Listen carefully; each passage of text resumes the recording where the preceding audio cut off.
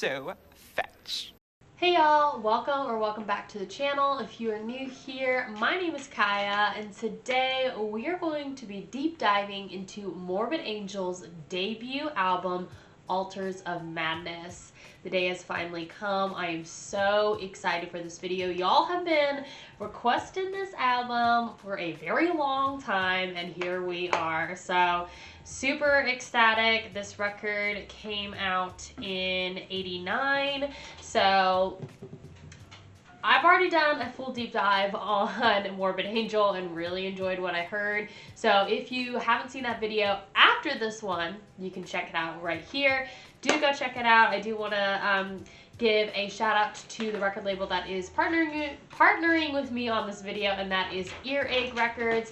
Thank you so much for partnering with my channel and with me on this video. Super excited to dive more into Morbid Angel. As usual with these partnered videos, y'all know Morbid Angel, but I will have all of the links to their social media, places where you can find their records, buy their merch, and also check out more from Earache. They have an amazing catalog of artists, as you probably know. So yes, subscribe to the channel. Please feel free to do so. I post weekly videos documenting my metal journey as a brand new metalhead. If that sounds interesting to you, then hit that subscribe button. I also have my Discord, the Mosh Pit. There is an invite link down below in the description, and my P.O. box is also down there if you feel inclined to send something to be featured in our monthly metal unboxing videos. So, without all that further ado, let's get in to Altars of Madness by Morbid Angel. First song that we are going to jump into is called Immortal Rites.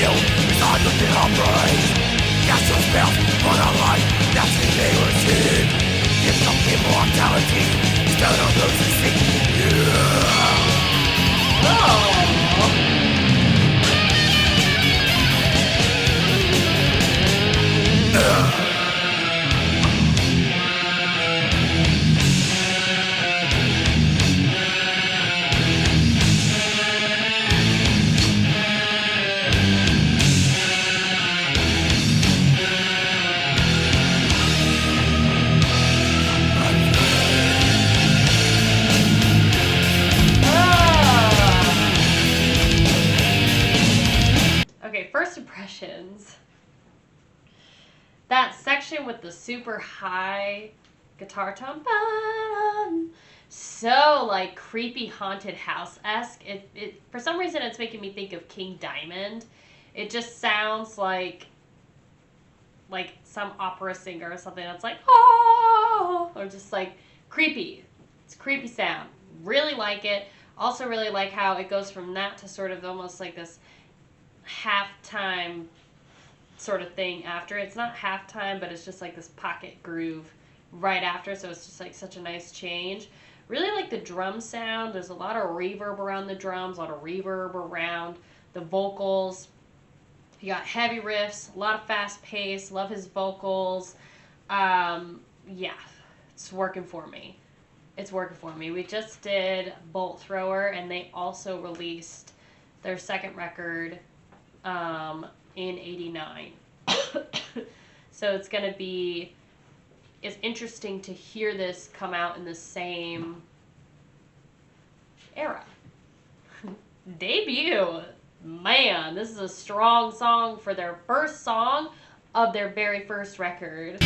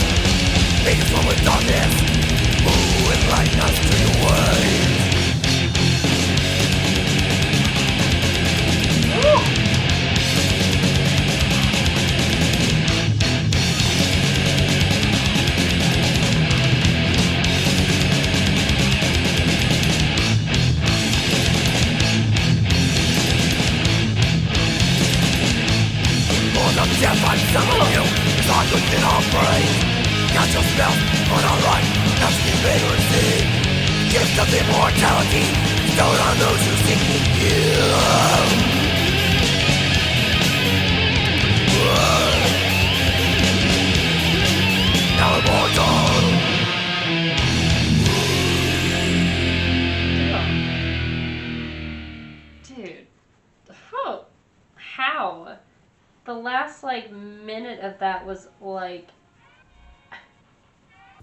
riding a roller coaster that's, going, 150 miles an hour. It was, fast, slow tempo, fast, slow tempo, fast, slow tempo.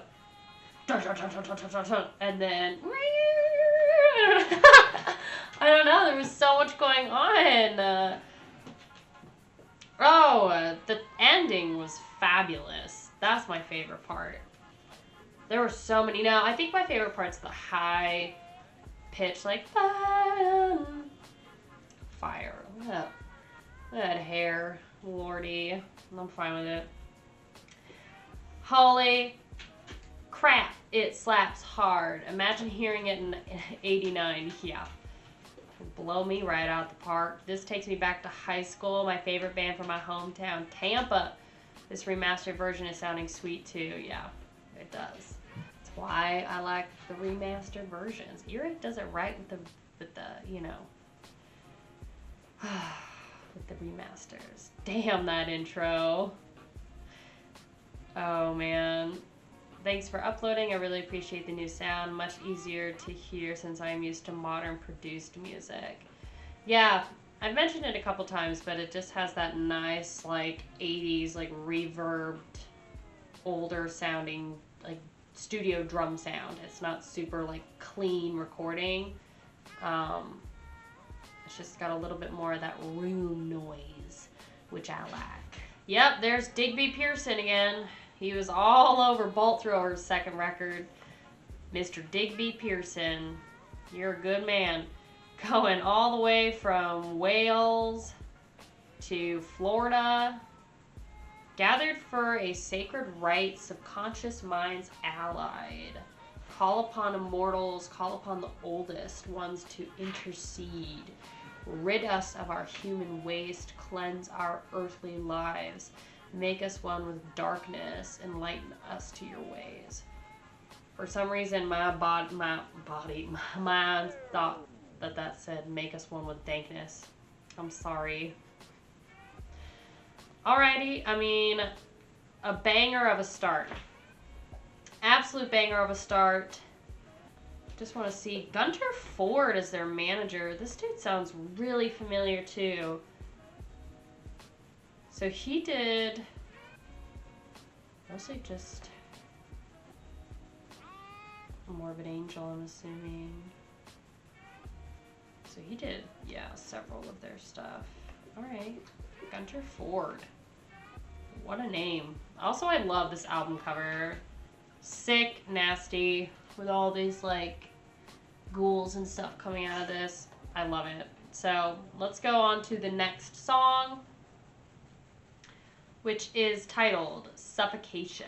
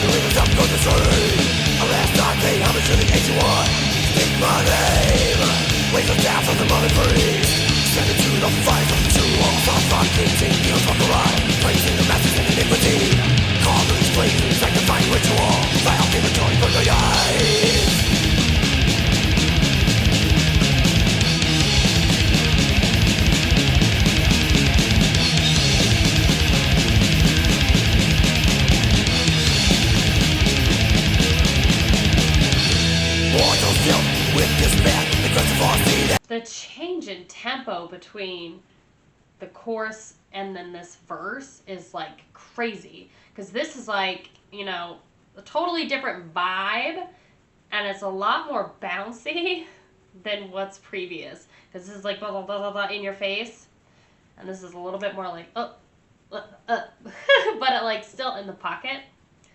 I like it. Morbid Angel, I'm comparing it a lot to Bolt Thrower, because it's the same year, same producer, obviously same record label, and they have a lot of the same similarities, because I was thinking Bolt Thrower had a lot of similarities with Morbid Angel and Carcass, but I definitely think Bolt Thrower's vocalist has a lot more vocally similar to the singer of Morbid Angel. So they're definitely, Morbid Angel's definitely more along the lines of like speed so far with this record. Whereas like Bolt Thrower had a lot more delicious riffs. Not that it's like a bad difference, because I think that their Morbid Angel's like succeeding in just slapping you in the face with this, basically. Coming below, waiting on the flow, with the harvest of souls. I want your eyes, the crucified mark, killing time, killing mercy. Another little rise, you may waste me. Why hast thou forsaken me? Suffocating, evil fuck arise, placing the masses in iniquity. Corners, blazing, sanctifying ritual, my alchemy going for the eye.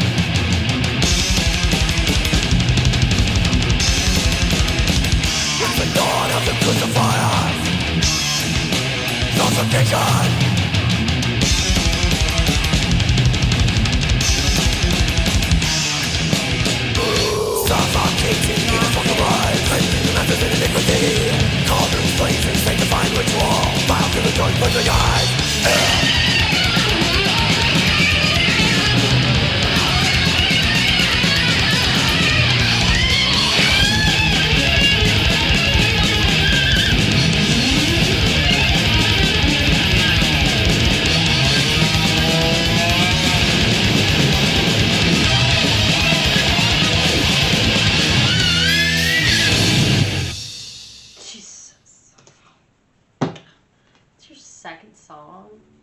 Lord. Oh, Lord. I just can't believe that, like, that's the second song of this first record.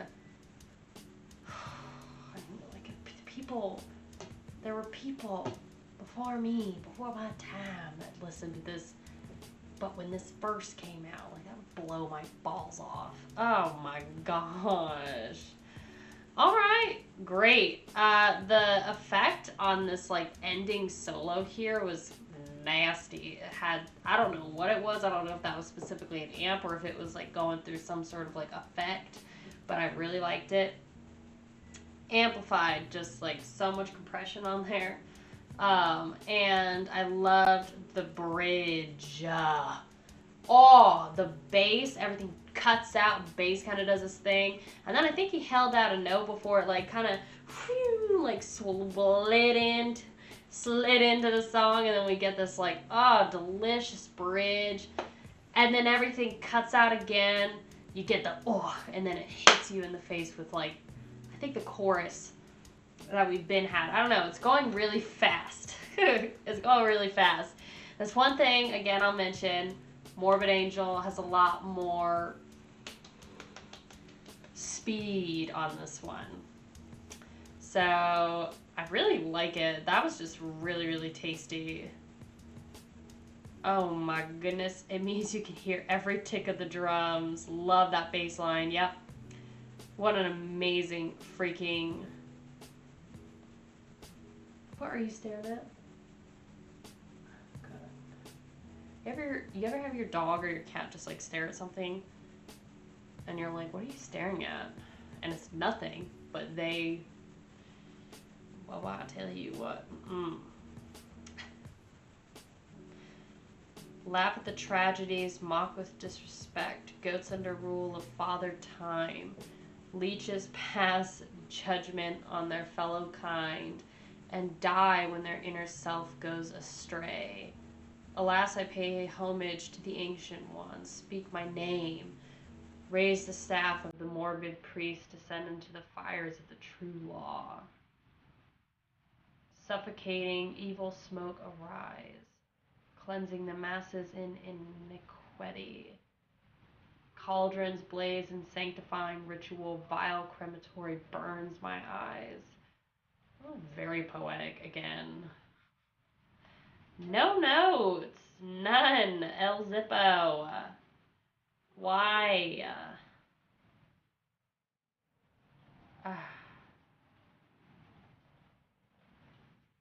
Rock, death metal, extreme metal, 80s metal. Cool beans. Way to go. Goodness. I love this song. I definitely think I love that bridge and the bass riff. Absolutely. Released in September. Here's our lineup.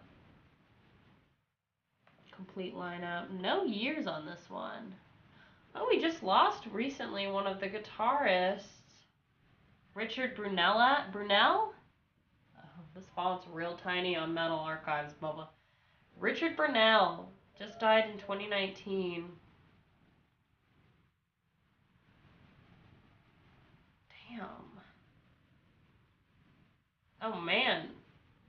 He served 14 months for cocaine possession. Damn, I'm learning so much. Alright, let's get into this third song. Visions from the Dark Side.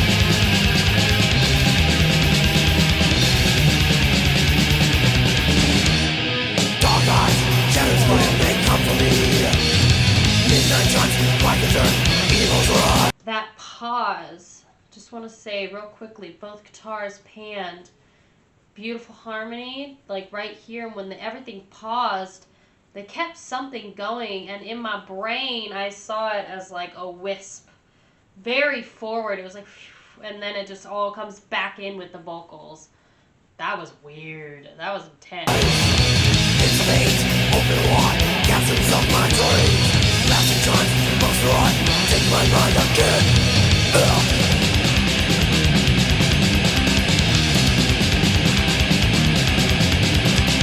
Waste polluted memories, acid flavors flow. Get your borders lands again, sounding from below. Dogs of war, take the zone, haunting all their sins.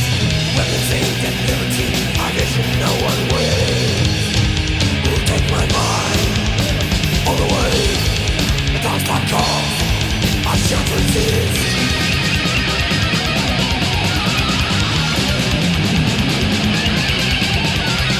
Made forever, brought to me, my machine control. Dogs are great, scouting brave, deep in my soul. With the war, suffocate, voodoo in the sky. Breathe the gases, breathe the more, I vision all will die. Who take my mind, all away. The dogs like calls, I shan't resist.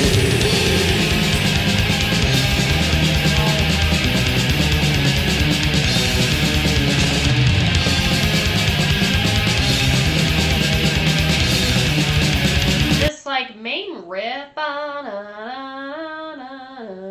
it starts off so like kind of sad and romantic in a way, and by the like third and fourth time he does it in the one section of the riff, because it's like the same sort of the riff, but he's just climbing down. So about the third or fourth time that he's doing it, as he's climbing down, it darkens. So it's like kind of sad and romantic, and then it gets dark. That's kind of the emotions that I'm feeling with this, but I love it. He's also doing some drums that he's just doing it for 2 beats, but it almost sounds like marching band-esque. I know it sounds weird because it's not like the full like marching band, but it's like, I don't know. I like it though. I can hear like all of the hits that the drummer is doing.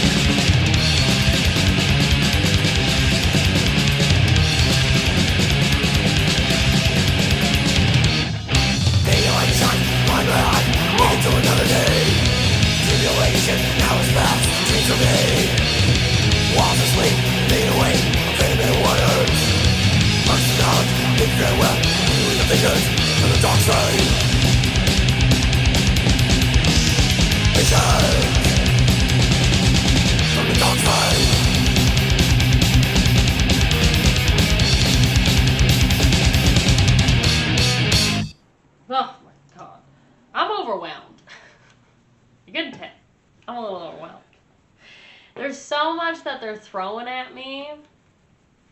It's just like so much in your face, And they're not, one thing that I'm noticing is they're not leaving you any room to like really catch your breath and breathe. They're just it's banger after banger after banger.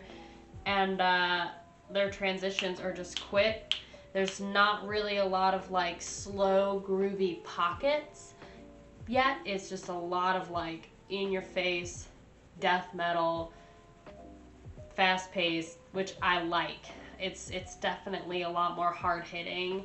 For some reason, I don't remember Morbid Angel, at least from those 5 songs that we listened to. Like, I don't remember them being this aggressive, but like a good aggressive. Yeah, in the pocket. There was one section right before this solo that was like, money. It was just bouncy in the pocket. This song is like totally dance worthy, and you could just like have it on in your car and just like bop to the top with it. Love it. This entire album was so ahead of its time. There were already seeds of what would have become black metal and also Swedish melodic death metal. This song in particular is like a bible of what extreme music would have become in the following years. A total masterpiece. Yep, that's it. One of my favorite solos. Not the first solo, but the second one. It sounds really human in a weird way. It seems really intuitive for a song like that in this time. Yep, I mean, they're one of the godfathers of death metal, I would think. But there's a lot of really good old death metal bands that bring a bunch of different things to the table. So, wow, that was a good one, Mr. Stank. So, I wonder why Earache has it as this album has 9 songs. Genius is saying this has 10 songs, with the 10th song being Evil Spells. Oh, they do. No, they have the 9th one on here being Evil Spells. So which one are they missing? Chapel of Ghouls, Blasphemy, Damnation, Bleed for the Devil. They have that. They don't have this song, Lord of All Fevers and Plagues. Tell me your thoughts on that. I'm not going to dig more deeper until we get there. But Genius has track 5 as Lord of All Fevers and Plagues. That's not the same as what Google is saying, and that's not the same as what YouTube on Earache's actual YouTube playlist is saying. Interesting. So we'll dive more into that when it gets to it, but Men Forever Rot in Pain, Mind Machines Control, Toxic Rains, Scoring Brains, Victimizing Souls. Oh, bars. Winds of Water Suffocate, Voodoo in the Sky, Breathe the Gases, Breathe No More, My Vision, All Will Die. I love that, because nothing rhymes with Winds of War Suffocate. And they just like, it just like is coming around full circle. I love that. Take my mind all the way, the dark side calls, I shan't resist. Getting all Victorian on me, Mr. Morbid Angel. Alright, I'm here for it. Let's continue in our journey. Chapel of Ghouls is our next song. Oh, I'm sorry. Maze of Torment. I apologize, I had already selected it. It's Maze of Torment.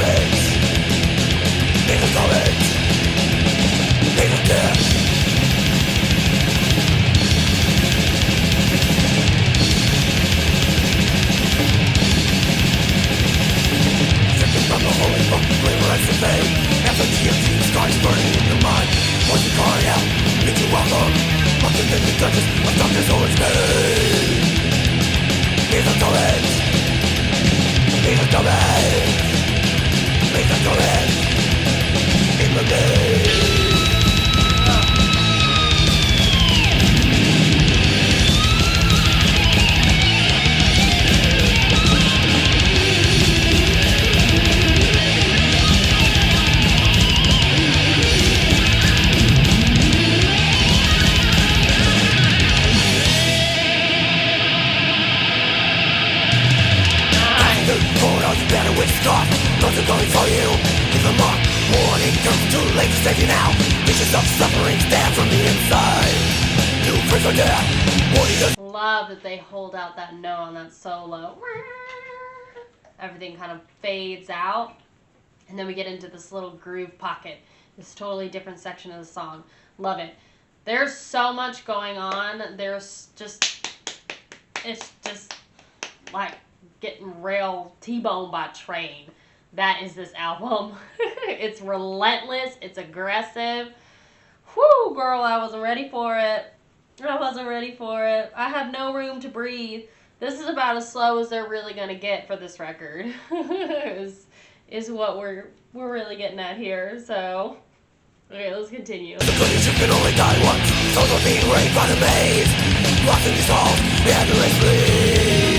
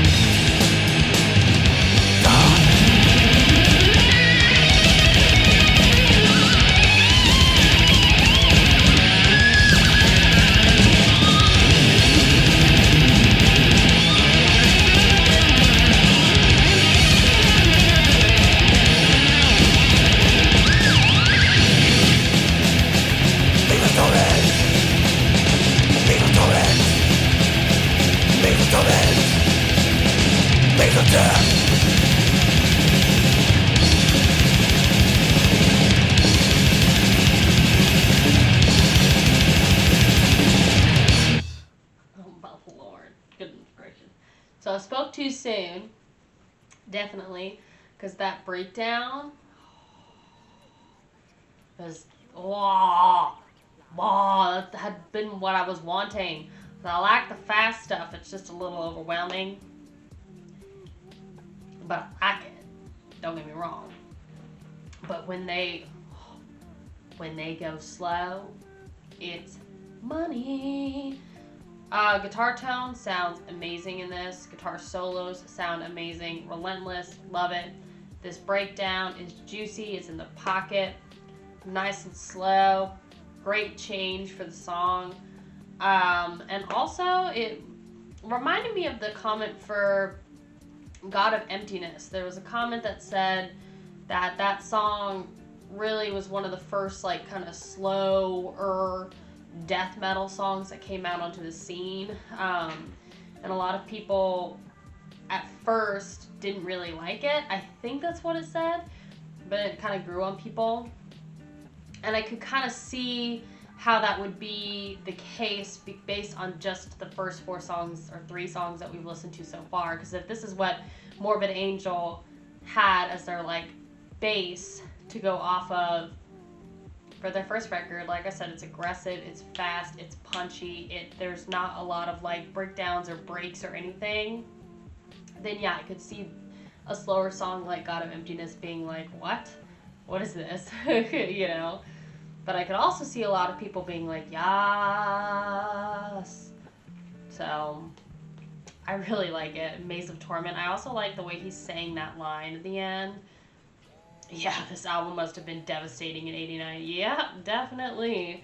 It's a good year for death metal, that's for sure. I like this old sound of death metal. You can tell that actual people are there, not computers that are playing notes. Name a metal band that uses computers and not instruments. Modern studio production and stuff. I've heard of some metal bands on my Discord. There's a couple people that mentioned that there's metal bands that have drum machines, which I don't think we've had any bands like that on the channel yet. This album's the perfect example of the bridge between thrash metal and death metal. Classic. Definitely, I agree with that. Note, Bolt Throwers In Battle There Is No Law, released in '88, is that bridge. Yeah, I think Bolt Thrower, they're still death metal, but I think that Bolt Thrower is just a little, honestly, I would say, slower is like not the right word, but in terms of the album that we just listened to, Reign of Chaos, I would say it's not as aggressive as this record so far. Like the first song, the first real song on Reign of Chaos, Realm of Chaos. It's Realm, I'm sorry. I was doing that in that video too. It's Realm of Chaos. The first actual song on that record reflects the aggressiveness and fast-pacedness as these songs on Altars of Madness. But the rest of the album is not as aggressive, but like more riff heavy. And this is just like, she's there. She's there. This is like good workout music for sure. Summertime in the city. Got Morbid Angel on and my Bloodhound's face sticking out of the window. Any notes? None. El Zippo. Great. Love that.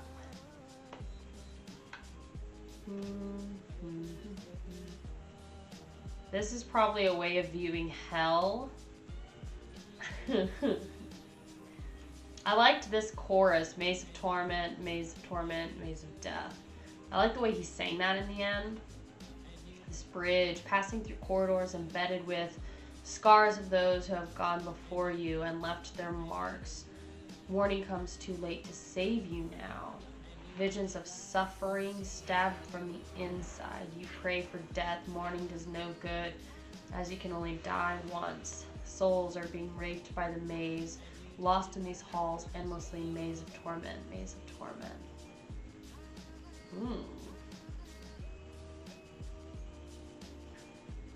I like it. I like it. I want to take one more look at this lineup here. So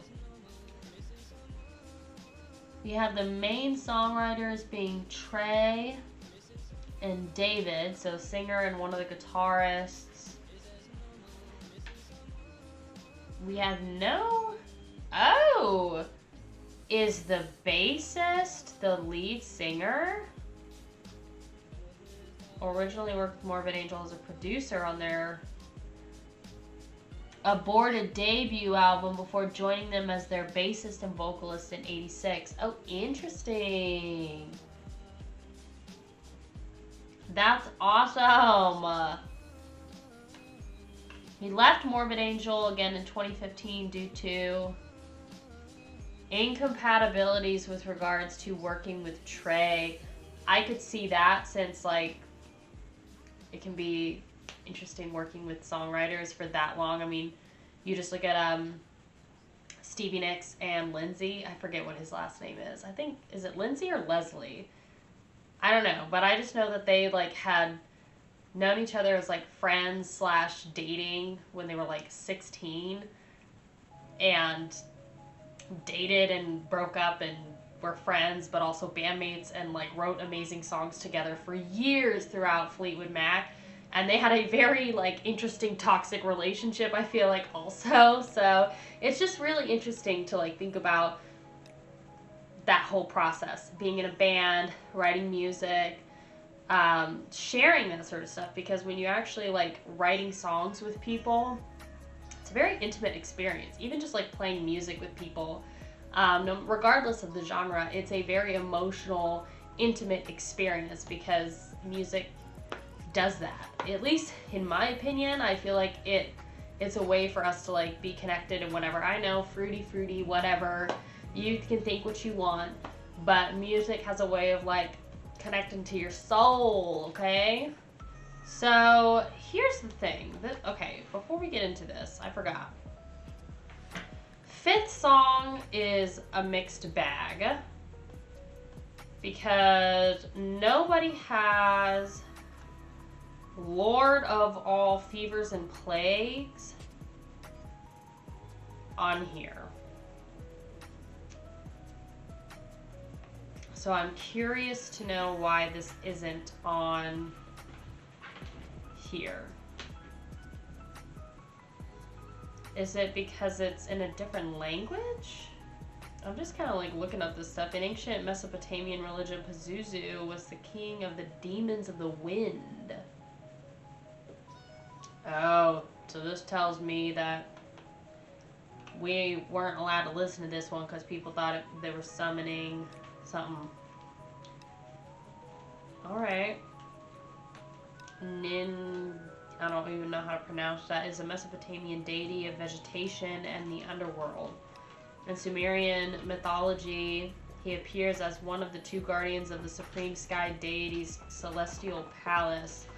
He was sometimes depicted as a serpent with a human head. Okay. Yeah, because this is not on there. It is not on there. So, we're going to skip it because I'm going based on what this actual record is for Earache. But if you want me to listen to that one in my spare time and try and find it, I will. But as far as I know, the fifth song is Chapel of Ghouls.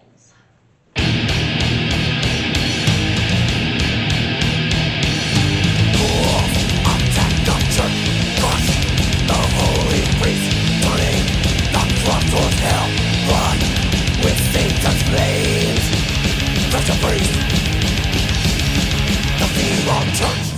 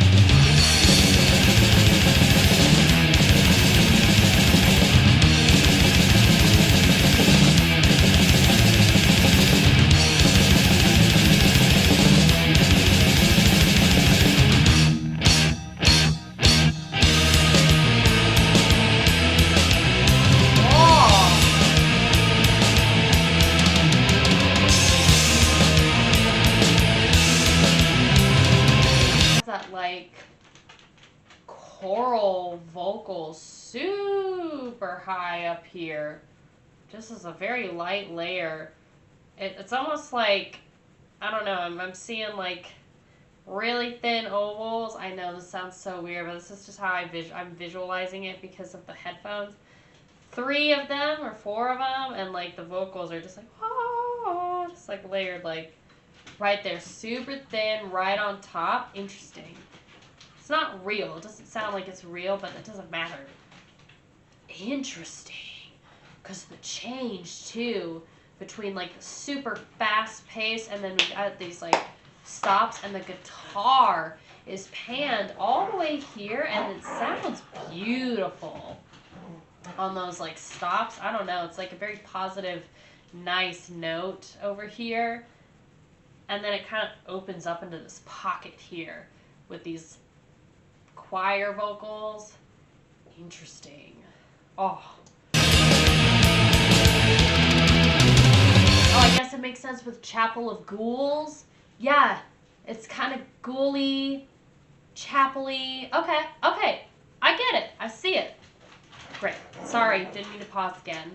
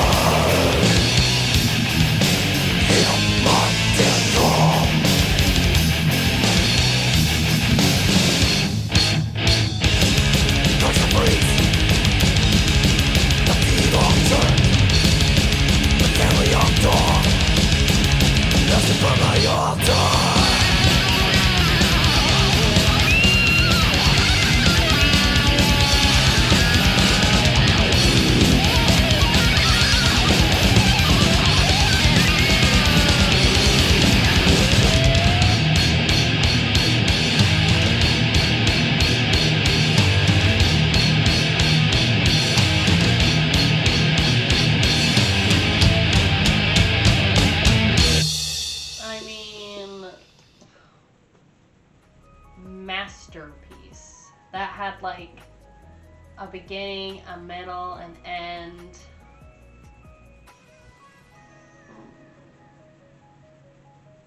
I'm just trying to process everything that I heard. Starting from the end, I loved the layered vocals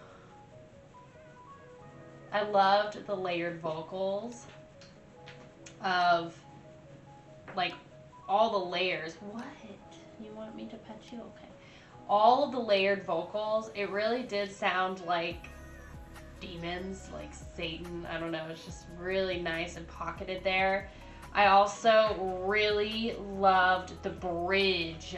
The contrast between this like ripping, super fast metal solo, and then you have the like with the choir vocals and that little like melody. It was such a contrast because that melody has so much space to like just breathe and like just you can layer anything on it, but it's just so different than this ripping guitar solo. And the way it was panned in the headphones, it's like all of that choral here with that melody, and then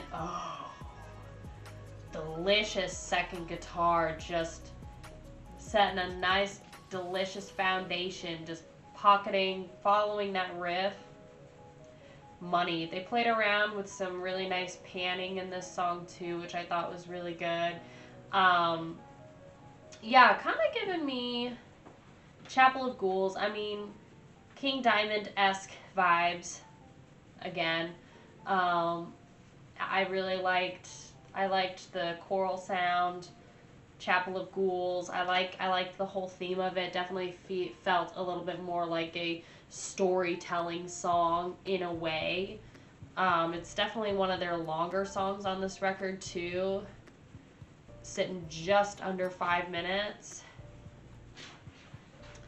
No metronome, no triggered bass drums, incredible.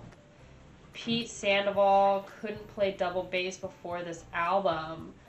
Dave Vincent hadn't really done vocals before either. This is Rage of the Raw. Oh, that's interesting.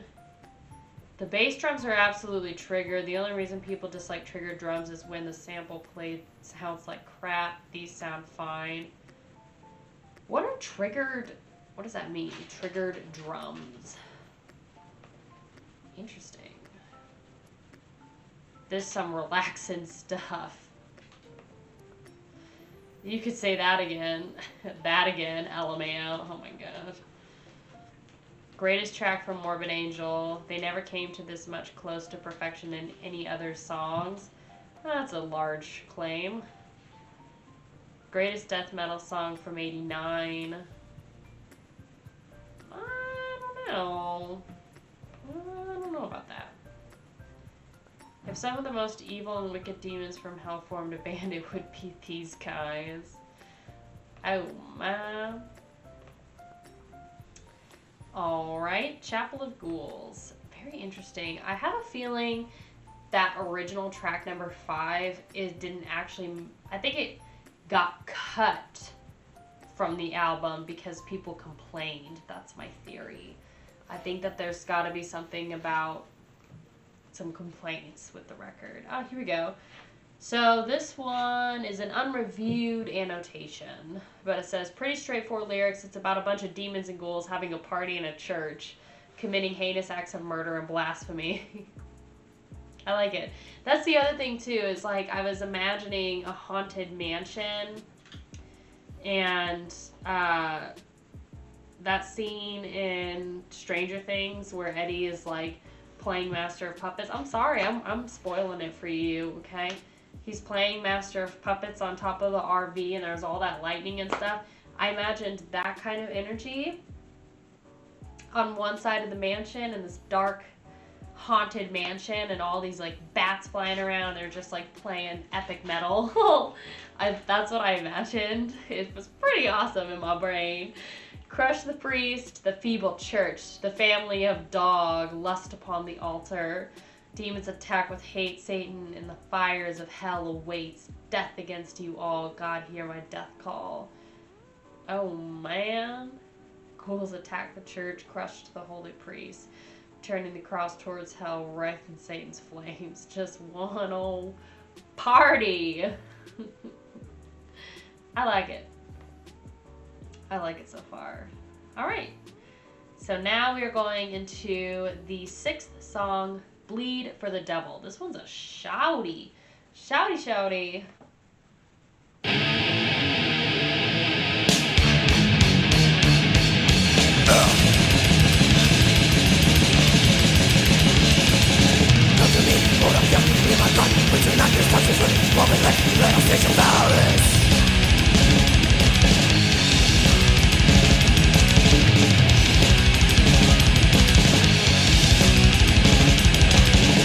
The devil, give me more light, feel enticing down, build the chasm of your soul.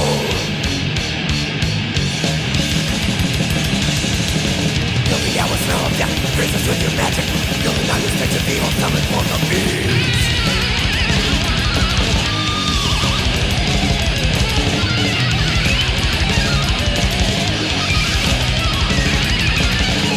The devil, give me more light, feel enticing down, feel the chasm of your soul.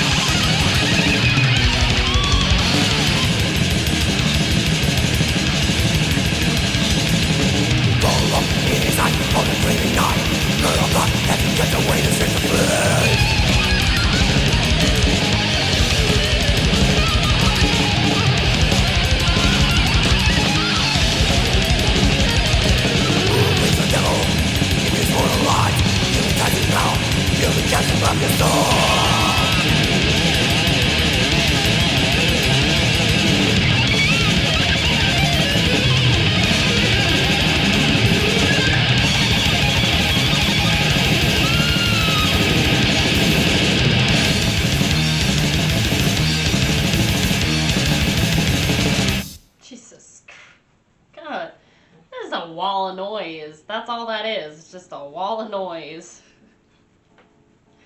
Definitely, this is like that first actual song in Realm of Chaos. This is literally 80% blast beats. That's what it's called. Is it blast beats? I know, I love it. Well earned. Nice 2-minute song to break up the tension and just let loose. That's breaking up the tension? If anything, I think that's adding more tension, is it not? I don't know. I guess I'm still a baby metalhead, so that is just 100% slapped in your face, like, just keeps going. That's blast beats, huh? This person said, I think this particular song is more grindcore than death metal, at least aside from the solos. Somebody said, you know, death grind exists, which is just a faster death metal. Somebody said it's not grindcore. Would you call it death grind? Is that what that is? I'm still twisted up about a blast beat. That's what that is. Man. Alright. Bleed for the devil. What do we got? Come to me, Lord of Filth. Hear my cries, Princess of Nightmares. Touch us with your morbid lips. Let us taste your foulness. Bleed for the devil, impious mortal lives. Feel the enticing power. Feel the chasm of your soul. Really liked it. Very fast. Very much in just like a fast-paced song, just like the first actual song on Realm of Chaos from Bolt Thrower. Just slapping you in the face. If anything, I think it adds more tension to the album, which I like. Breaks up the tension. I think it just adds. It just amplifies. That's their whole sound, is they just amplify. So the next song we are going to is Damnation.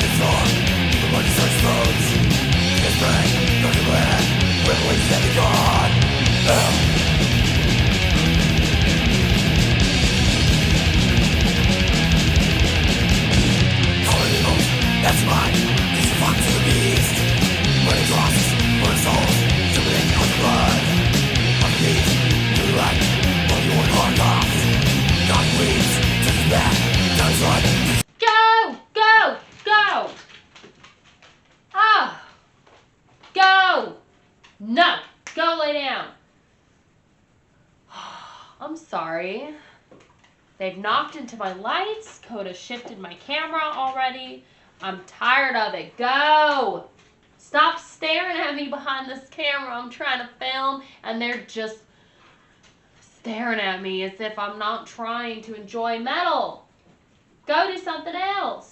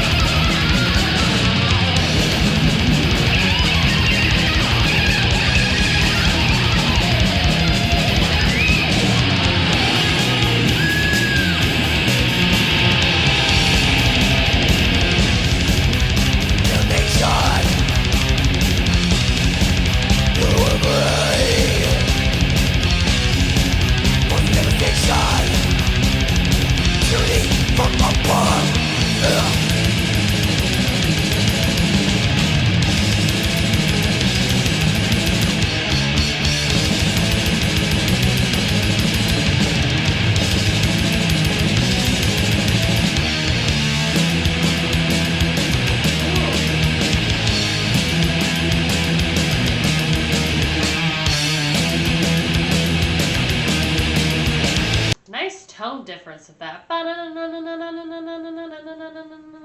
Nice. Switches it up a little without like switching too much. I like that with the cymbal taps too. Ah, super nice. Just again, good aggressive beats. Also that like mini solo, they have a really great way of having these amazing, complicated sounding short solos, just like a fart in the wind. They're there and then they're gone, but they still linger. They're one of those.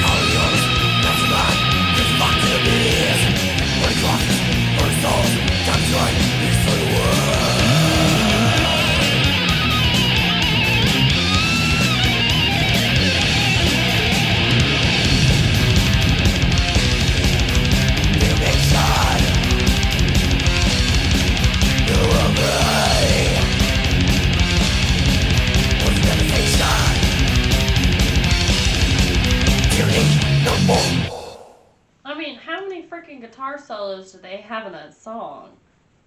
There definitely was more than 4 little mini ones. Can we also talk about the second to last guitar solo with that like little? It was like something like that. It was almost like, for some reason, it sounded like it was counting down, but it was it was delicious because you don't expect that melody. You just expect it to be like like a turkey. But then he just slips in this like really beautiful like melody. It's just like, if that was like slowed down, like you could make a whole song off of just that little melody that he included in that riff. Like it was gorgeous. It was a beautiful melody, even in such a small pocket of time and such a fast-paced, aggressive like death metal song. That was gorgeous. I would love for them to take that and then just like play around with it some more. All right. Dang, that is just a lot. Heaviest song on the album, huh? Oh, people think Bleed for the Devil is. Bleed for the Devil is just, she's there. She's like that crazy ex-girlfriend that's there to key your car and slash holes in your tire. That's Bleed for the Devil. She's relentless.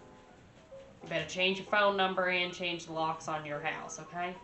I don't know why, but I actually like this album. You don't know why, there's not a problem liking this album. Because it's great, you dingus. Richard Brunel, rest in peace. Ugh. Hold on. That is one of the guitarists, right? Yep. I'm gonna do some more research into him, once we're done with this record. But I'm just, kind of looking through here. Coda, don't even start! You lay down, and you shut up. Okay? She's playing with a piece of fuzz that's about that big. Like, it is the best toy she has ever played with. Your dogs ever do that? Sometimes. Sometimes. Alright, we got 2 more songs. The next one is called Blasphemy.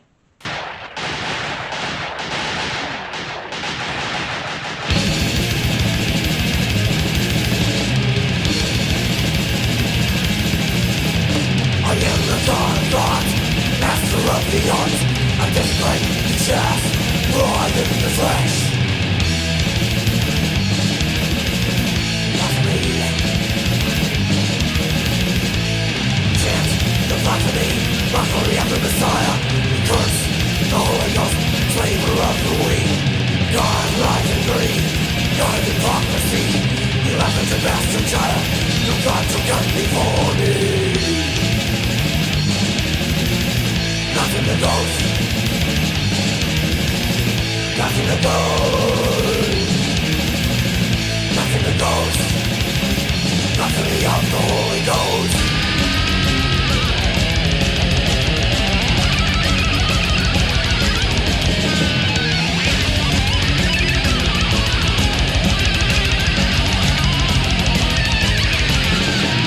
Doing the will shall be the home of the law. Now, against the church, trade from the towers of blasphemy. Rise up against the enslaved one.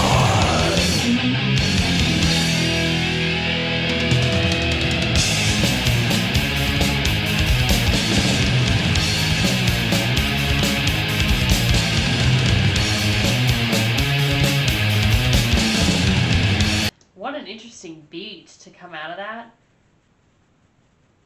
It's almost like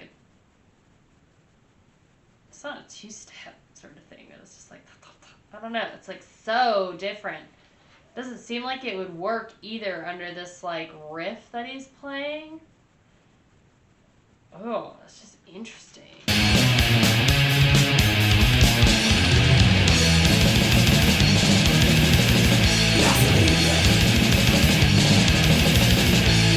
Chant the blasphemy.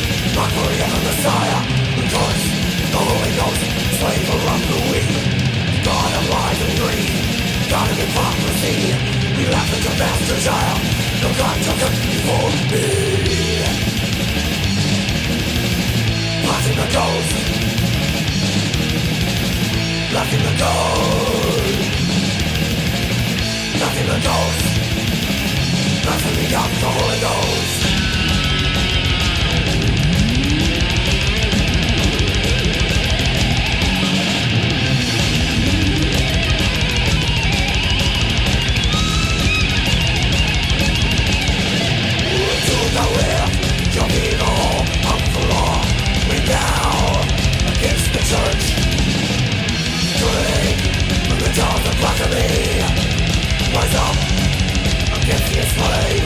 Really interesting how he's doing this. The guitarist, so he starts his solo giving you a high-pitched sort of note to start it off, just like all the other solos on here. And it dips. He does this, delicious dip. Almost where for a split second you can't even hear it. And then it comes back. It's almost like one of those roller coasters that goes like this. But this whole time that he's got this like second verse or whatever, you can hear him kind of holding out this like note. And it's very like, it sounds so far back here like you're in a cave almost. And it's like coming up and like around here. It's so interesting how he's able to do that. Filling a lot of space, and I don't know what he's doing to make that sound, because it doesn't sound just like one note that he's holding. That's probably what he's doing, because in the actual sound, it sounds like he's like riffing and doing a like solo, but more simplified. I don't know, it just sounds cool.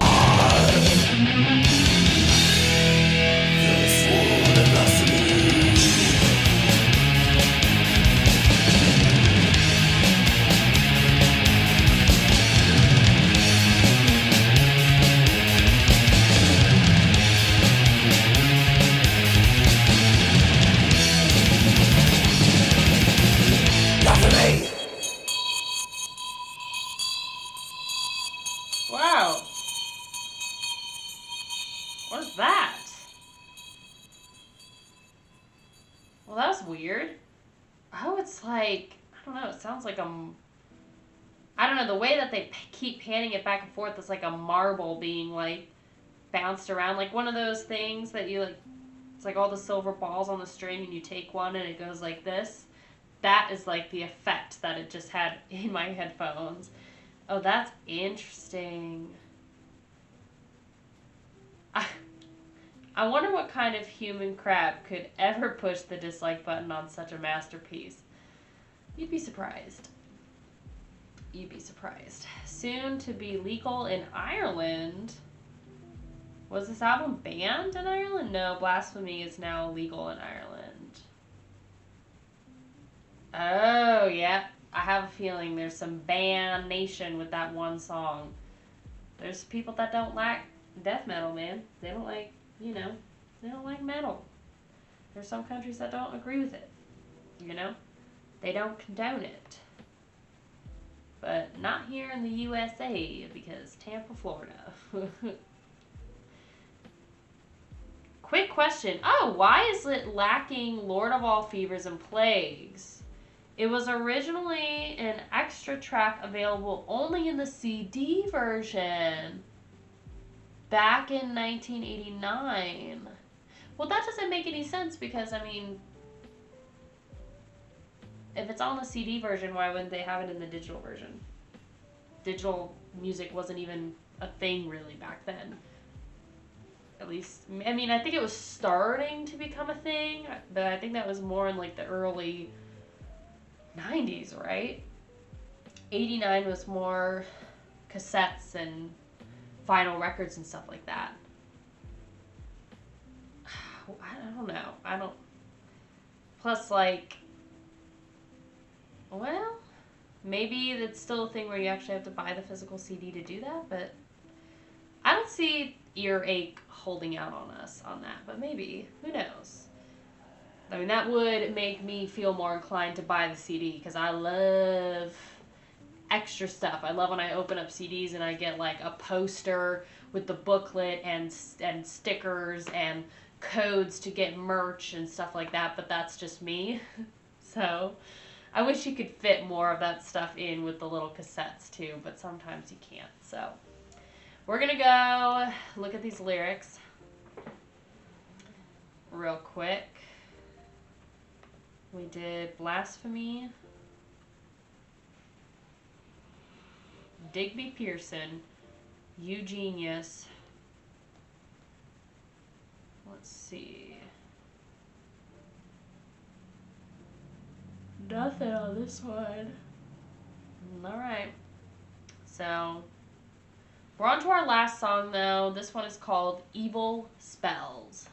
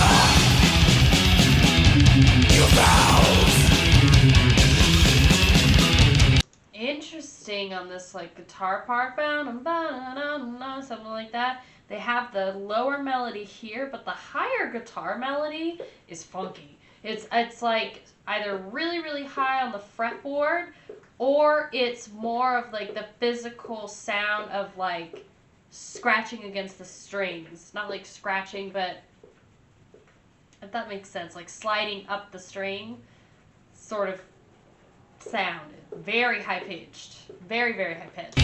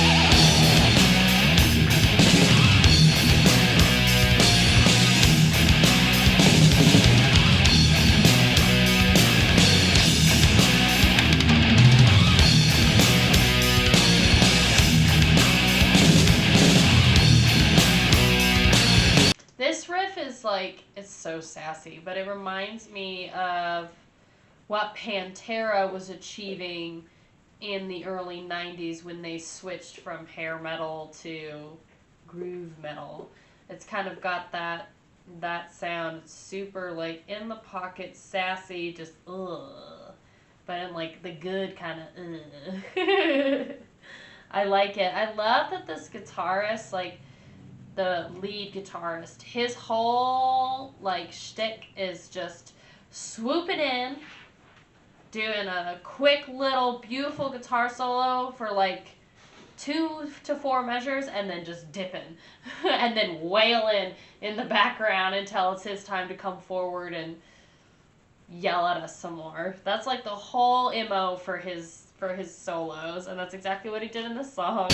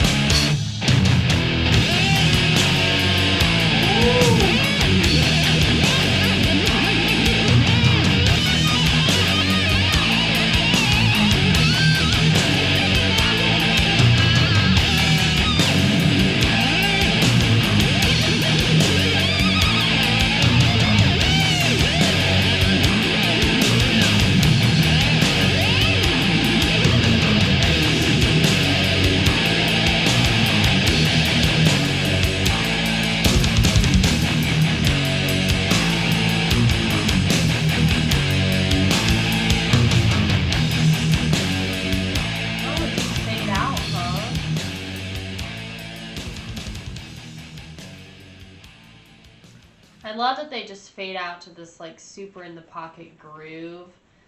Super in the pocket, especially because it's like such a change from how the record started, which was just obviously like just being punched in the face. But they also gypped you too, because it's like they do this one like hold out note to where it almost seems like they're gonna go into this like halftime groove, and then they don't, and they go like into a totally different thing, and it's still fast.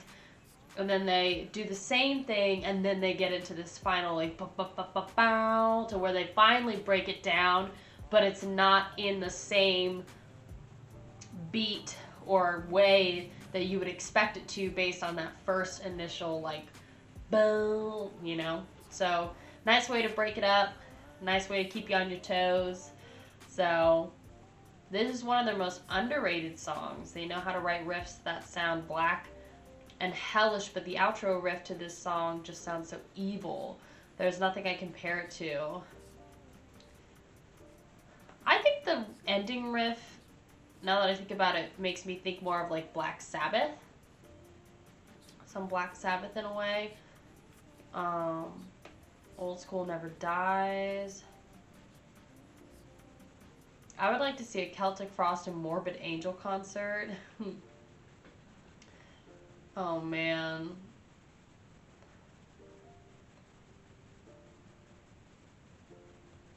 This person just said cheap. Trick. No, you. Oh, my lord. Okay, let's see. Evil spells. What do we have on this one? Probably a whole lot of nothing, but that's okay.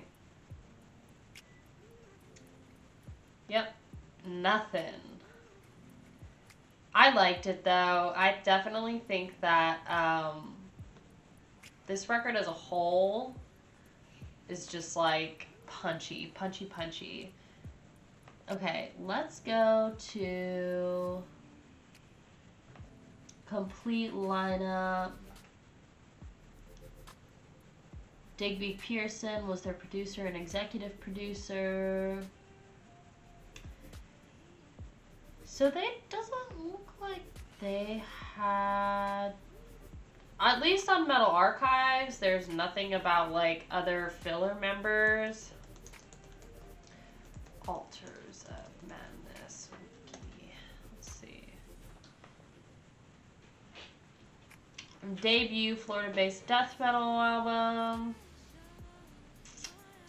Album was recorded in December. Ooh.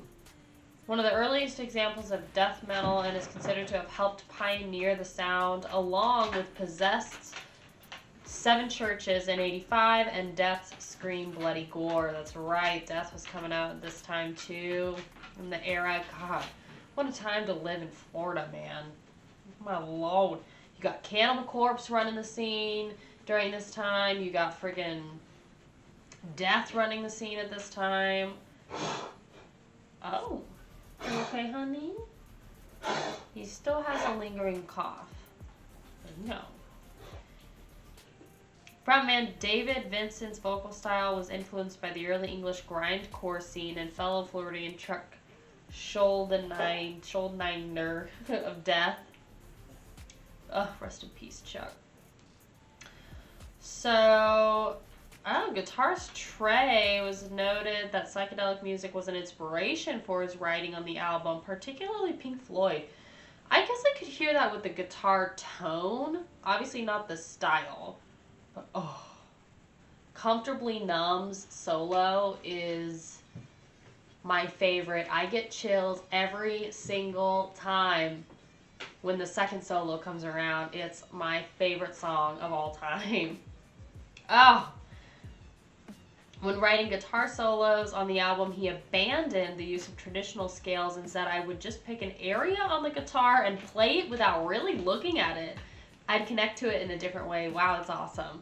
Speaking about his motivations at the time of writing and recording the album, Trey, I'm not even going to try and pronounce his last name. Trey said that back then I really wanted to destroy everybody. I wanted people to have to work a lot harder after the fans witnessed what we had going on. I wonder, what is he talking about? I wanted to smoke people. I really believed that bands were challenging each other, trying to outdo each other and make each other quit. Almost like the rivalries with the East Coast and West Coast rappers. I really kind of thought people wanted to write parts that would engulf the whole world. I wanted to get on stage and have people go, holy crap, what the F is going on? I wanted to write stuff that would make other bands run and hide. It's not really very nice, but that's what drove me. I think it's a method, whatever works for you. You know, I think you could have it just be sort of like kind of the Kanye moment of like, you just want to be the best of your genre, you know? And you know that you've got the talent, you know that you can do it, so it's more about like actually doing it and not just saying that you're gonna do it. Let's see. I want to get into, it was Richard Brunel, ex-Morbid Angel guitarist Richard Brunel, dead at 55, was the guitarist in pioneering Morbid Angel during their early career, died at 55, full-time member of Morbid Angel from 85 to 92, played on the band's first pair of records and a handful of demos. He also wrote a lot with Trey, right? That's what it said on there. Confirmed the news of his former bandmates passing on Instagram, captioning an old photo of the two of them. This is really sad. So many great memories we shared together that I'll never forget. Hope and wish you are in a better place. My condolences to his family. Following his exit from Morbid Angel, Brunel returned in '94 as a live guitarist and later formed death metal group Paths of Possession. He left in 2004, but not before contributing to the group's first record, Legacy and Ashes, as well as a 2003 split with Dark Faith, The Crypt of Madness, which was the first material from Paths of Possession, to feature George Corpse Grinder Fisher of Cannibal Corpse on vocals. Wow! So connected. Throughout the 2000s, Brunel struggled with cocaine abuse, having been arrested in Florida on cocaine-related charges 14 times. Dang, Bubba, between 2003 and 2014. Ooh, Malo, that's a creepy face. Don't need to see that. There's nothing on Richard Brunel. If you know, let me know. I'm not going to waste too much time going over it, but if you know the reason why he left, and I'm assuming he died because of a heart attack or something that had to do related to the years of cocaine abuse. I'm just going to make that assumption. If I'm wrong, let me know down below in the comments. Would be interesting to know. I like to know all the history of these different things. What was the band's relationship? Like, why did he leave? I think he was one of the main songwriters with Trey, right? That's his name, right? Trey. So, okay. Interesting. So, a lot to unpack there. Alright, you guys, that is going to do it for my reaction today on Morbid Angel's debut album, Altars of Madness. I hope that you enjoyed. Thank you so much, honestly, for spending time with me. I know this one was a long one, but I love to sit down and listen to albums with you and just kind of like look at the history and learn about these bands, especially Morbid Angel, just because of how impactful they were for the scene of death metal, in the U.S. and just in Florida in general. I don't know what they're doing in Florida, man. Whoo! But the metal that was coming out of there in the 80s is something else. So I think we can all agree on that. Anyway, thank you so much to Earache for partnering with me on this video. Like I said at the beginning, all of their links will be down below for Morbid Angel as well as Earache, so I do encourage you to go and check out more of Earache's catalog, more of their discography, their bands, as well as Morbid Angel's merch, music, things like that. I know some of y'all are familiar with it, but just go take a look, girl, okay? Support our partner, the label, because they supported us. They supported our channel, so we must now give back, okay? Give back and you shall receive. Okay, so yes, that's the video. So I hope that you enjoy the rest of your morning, afternoon, night, evening, wherever you are, and whenever you're watching this. Please take care, and I'll see you soon.